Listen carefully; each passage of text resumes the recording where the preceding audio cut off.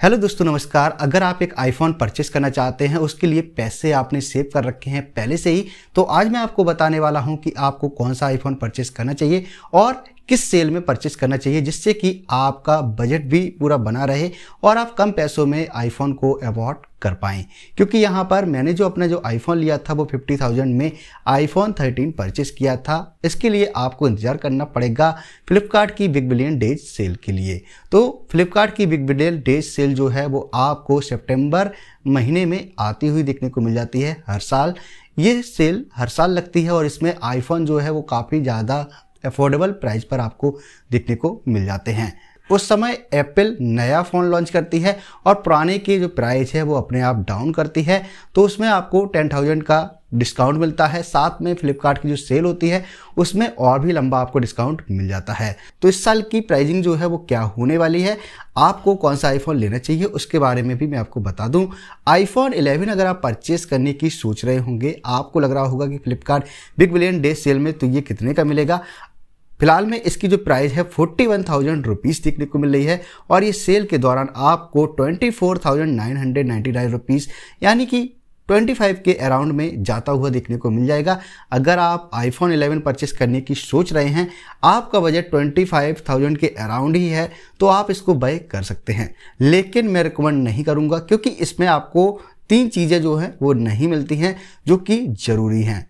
पहला है, ये डिवाइस 5G नहीं है, 5G होना चाहिए। दूसरा, यहाँ पर और जो आईफोन है उनके कंपैरिजन में इसकी डिस्प्ले इतनी ज़्यादा क्वालिटी वाली नहीं है, इसकी जो निट्स भी है वो भी डाउन है, तो इस कारण से मैं कहूँगा कि इसको बाय करना ठीक नहीं है। इसकी जो बेस स्टोरेज है वो 64 GB की है। 64 GB आपकी कब भर जाएगी आपको पता भी नहीं लगेगा। इस कारण से यह तीनों ही लाइंस को क्लियर नहीं करता है, तो मैं इसको रिकमेंड नहीं करता हूं। अब बारी आती है आईफोन 12 लेने की। आईफोन 12 एक अच्छा डिवाइस है। ये फिलहाल में 54,000 के अराउंड पर मिल रहा है। मैंने भी एक दोस्त को दिलाया था। इसकी जो सेल में प्राइस है वो आपको 35,000 जाती हुई देखने को मिल जाएगी और इसका भी बेस वेरिएंट 64 GB आता है। तो इसको अगर आप परचेस करना चाहें, थोड़े से और पैसे आपको देने होंगे। उसके बाद आप यहाँ पर 128 GB वाला भी परचेस कर पाएंगे। 40,000 के अंदर अगर आपका बजट है तो ये डिवाइस आपके लिए काफ़ी ज़्यादा बेस्ट बन जाता है। अगर आप आईफोन 13 लेने की सोच रहे हैं, क्योंकि आईफोन 15 लॉन्च होगा उस दौरान, तो आईफोन 13 की प्राइस भी काफ़ी ज़्यादा अफोर्डेबल आपको देखने को मिल सकती है। जितना कि मैंने लिया था उससे भी यहाँ पर डाउन प्राइस में आपको ये मिल सकता है। फिलहाल में इसकी जो प्राइस है वो 62,000 के अराउंड है और कार्ड वगैरह का डिस्काउंट लगा करके आप इन सभी डिवाइसेस पर डिस्काउंट भी पा सकते हैं। इसलिए जो मैं प्राइस बता रहा हूँ वो थोड़ी सी अप एंड डाउन हो सकती है हर सेल के दौरान।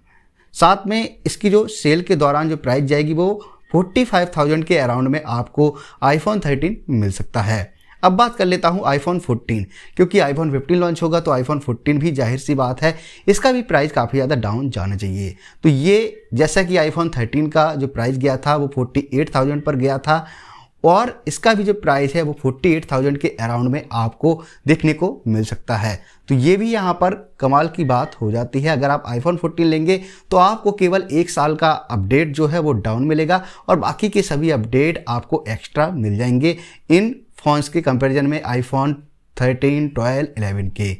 इसी के साथ आईफोन 12 मिनी, आईफोन 13 मिनी की मैं बात करूं तो ये जो मोबाइल फ़ोन है वो अगर आपका बजट कम है और आप इन्हीं को आप अफोर्ड करना चाहते हैं तो ये आपको सेल के दौरान आईफोन 12 मिनी है वो 30,000 का मिल सकता है और आईफोन 13 मिनी है वो आपको 35 के अराउंड पर देखने को मिल सकता है। अगर आप आईफोन 13 मिनी को आप बाय करना चाह रहे हैं तो उससे बेहतर आपके लिए यहाँ पर आईफोन 12 बन जाता है, क्योंकि आईफोन 12 का जो प्रोसेसर है बाकी का सब कुछ सेम मिल जाता है और आईफोन 12 मिनी से बेस्ट मिल जाता है।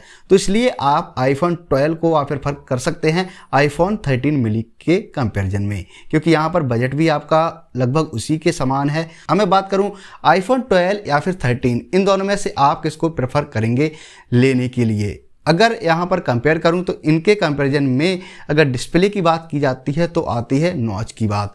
यहाँ पर दोनों ही डिवाइस का नॉच का काफ़ी ज़्यादा डिफरेंस है। तीनों ही डिवाइस की स्क्रीन रेशियो सेम देखने को मिल जाता है। इमरजेंसी SOS इन दोनों में मिलता है, लेकिन क्रैश डिटेक्शन आपको आईफोन 14 में मिल जाता है। बात कर रहा था मैं आईफोन 12 और 13 के कंपेयर के बारे में, तो आपको इन दोनों पर कैमरा सेम देखने को मिल जाता है। अगर बैटरी की बात करें तो यहाँ पर 2 घंटे ज़्यादा चलने वाली है आईफोन 13 की। साथ में आईफोन 12 A14 बायोनिक चिप के साथ में आता है और आईफोन 13 A15 बायोनिक चिप के साथ में आता है। तो यहाँ पर परफॉर्मेंस में आपको थोड़ा सा डिफरेंस दिखने को मिल जाता है। ऐसा नहीं है कि ये यहाँ पर जिस तरीके से CPU और GPU कोर दिखने को मिल रहे हैं उससे फ़र्क नहीं पड़ता है, उससे काफ़ी ज़्यादा परफॉर्मेंस पड़ता है। जो एप्पल A14 A15 दर्शाता है वो इनका एक जनरेशन होता है। साथ में आपको बाकी की चीज़ें सभी पर सेम दिखने को मिल जाती हैं, लेकिन इसका जो बेस वेरिएंट आप 64 GB वाला परचेस कर पाएंगे और इसका 128 GB सीधा बेस वेरिएंट ही परचेस कर पाएंगे जो प्राइस होगी उस पर। डिस्प्ले में आपको थोड़ा सा डिफरेंस दिखने को मिल जाएगा। ब्राइटनेस को लेकर के आईफोन 12 की ब्राइटनेस 625 निट्स मैक्सिमम जाती हुई दिखने को मिल जाती है और आईफोन 13 की 800। लेकिन HDR मोड में अगर आप वीडियो प्ले करते हैं, कुछ वीडियो HDR पर प्ले होते हैं, उनकी आपको सेम निट्स देखने को मिल जाती है। साथ में दोनों ही डिवाइस पर बाकी की चीज़ें सेम मिलती हैं। जैसा कि मैंने आपको बताया, कैमरा में थोड़ा सा डिफरेंस दिखने को मिल जाता है। आईफोन 12 का कैमरा ऑप्टिकल इमेज स्टेबलाइजेशन के साथ में आता है। आईफोन 13 का camera sensor shift optical image stabilisation के साथ में आता है। फोटोग्राफिक स्टाइल एक नया फीचर है जो कि आपको आईफोन 13 में दिखने को मिल जाता है। अगर आप वीडियो रिकॉर्डिंग करते हैं तो आईफोन 13 के अंदर आपको cinematic mode for recording video दिखने को मिल जाता है, जो कि आपका पोर्ट्रेट शैलो बहुत ज़्यादा बेस्ट कर देता है। इसमें बिल्कुल ही जैसे कि कैमरा से शूट होती है उसी तरीके से आगे वाले बंदे पर, पीछे वाले बंदे पर आप कैमरा का फोकस कर सकते हैं अपने अनुसार। तो ये एक नई चीज़ इसमें दिखने को मिल जाती है। बाकी की सभी चीज़ें वही देखने को मिलती हैं। अगर आप एक फोटोग्राफर या फिर आप वीडियोग्राफर हैं और आप आईफोन 12 या 13 में से प्रेफर करना चाहते हैं तो आप आईफोन 13 को आप प्रेफर करें, क्योंकि इसमें सिनेमैटिक मोड काफ़ी ज़्यादा बेस्ट काम आता है वीडियोग्राफी के काम में। साथ में अगर फ्रंट कैमरा की बात करें तो फ्रंट कैमरा में सब कुछ सेम देखने को मिल जाता है, केवल फोटोग्राफिक स्टाइल नए देखने को मिल जाते हैं।